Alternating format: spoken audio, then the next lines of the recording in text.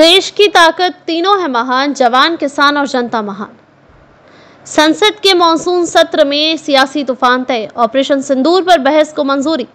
Bihar SIR विवाद अभी अधर में। 21 जुलाई से आरंभ संसद का मॉनसून सत्र, सरकार और विपक्ष आमने सामने। संसद का मॉनसून सत्र सोमवार 21 जुलाई से शुरू होने जा रहा है और पहले ही दिन से हलचल तेज हो चुकी है। केंद्र सरकार ने विपक्ष की एक अहम मांग स्वीकार करते हुए ऑपरेशन सिंदूर पर बहस की अनुमति दे दी है, लेकिन बिहार में चल रही स्पेशल इंटेंसिव रिवीजन एसआईआर प्रक्रिया पर चर्चा को लेकर स्थिति अभी स्पष्ट नहीं है। सूत्रों के अनुसार यह सत्र राजनीतिक दृष्टि से अत्यंत संवेदनशील साबित हो सकता है, क्योंकि इसमें सुरक्षा, लोकतंत्र, मतदाता अधिकार और विदेश नीति जैसे मुद्दों पर सरकार को घेरने की तैयारी है।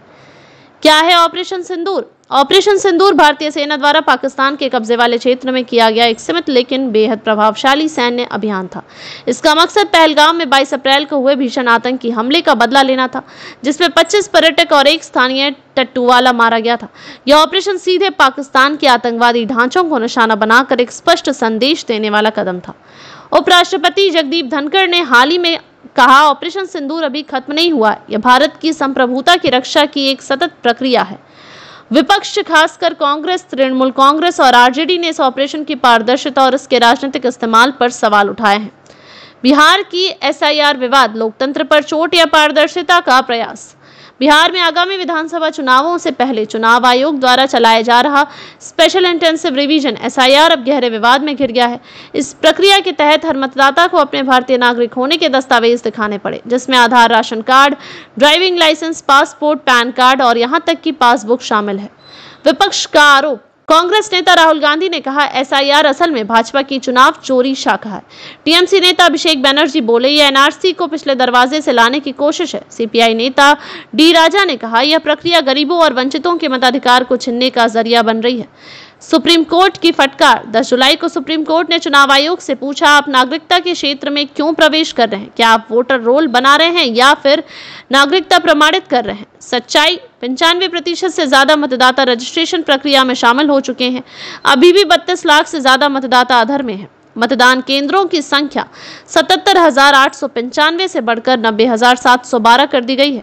इंडी गठबंधन की संयुक्त रणनीति, सरकार को घेरे की विपक्ष की संगठित ताकत। शनिवार को इंडी गठबंधन की हुई वर्चुअल बैठक में 24 विपक्षी दलों ने 8 बड़े मुद्दों पर सरकार से जवाब मांगने की रणनीति बनाई।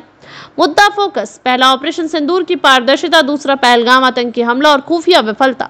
तीसरा, एसआईआर की वैधता और मतदाता अधिकार। चौथा, अमेरिकी राष्ट्रपति डोनाल्ड ट्रंप का सीजफायर बयान। पांचवा, भारत की विदेश नीति में विफलताएं।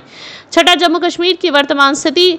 सातवां, बेरोजगारी और महंगाई। आठवां, चुनाव आयोग की निष्पक्षता पर प्रश्न चिन्ह। बैठक में कांग्रेस में सोनिया गांधी, राहुल गांधी, मल्लिकार्जुन खड़गे, टीएमसी से अभिषेक बनर्जी, आरजेडी से Tejashwi Yadav, DMK, JMM, NCP, SP, Shiv Sena, UBT समेत लगभग सभी प्रमुख विपक्षी चेहरे शामिल थे।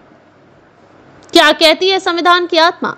मतदाता सूची में संशोधन, नागरिकता की पुष्टि और पहचान पत्र की मांग, ये सभी विषय भारत के संविधान के अनुच्छेद 326 वयस्क मताधिकार और अनुच्छेद 14 समानता का अधिकार से सीधे टकराते हैं। अगर सरकार संसद में इस पर चर्चा से बचती है तो यह न केवल लोकतंत्र की मूल भावना का अपमान होगा, बल्कि 2025 के बिहार चुनाव की निष्पक्षता पर भी संदेह खड़ा करेगा। निष्कर्ष, यह सत्र सत्ता और लोकतंत्र के बीच संघर्ष का केंद्र बनेगा। 21 जुलाई से 21 अगस्त तक चलने वाले संसद के मॉनसून सत्र में केंद्र सरकार को अनेक मोर्चों पर विपक्ष के तीखे सवालों का सामना करना पड़ेगा। जहां एक और राष्ट्रीय सुरक्षा से जुड़ा ऑपरेशन सिंदूर संसद में गूंजेगा, वहीं बिहार का एसआईआर मामला सरकार की लोकतांत्रिक प्रतिबद्धता की असली परीक्षा बनेगा। यह सिर्फ संसद का सत्र नहीं, बल्कि भारतीय लोकतंत्र चेंजिंग फ्यूचर, अस्मिता की अग्नि परीक्षा है। देखते रहिए changing future TV. Like, share और सब्सक्राइब करना न भूले। देश, दुनिया और भविष्य की सबसे बड़ी खबरों के लिए।